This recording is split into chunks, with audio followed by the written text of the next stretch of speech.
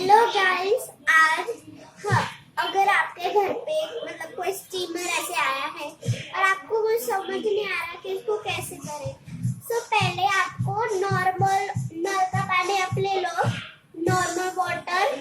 अभी यहाँ पर एक वाटर लेवल करके एरो होगा, तो वहां पर आपको इसको भर देना है।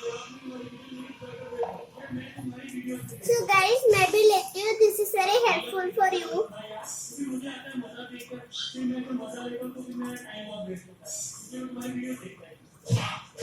So guys, अब मैंने वाटर लेवल से थोड़ा नीचे रखा है।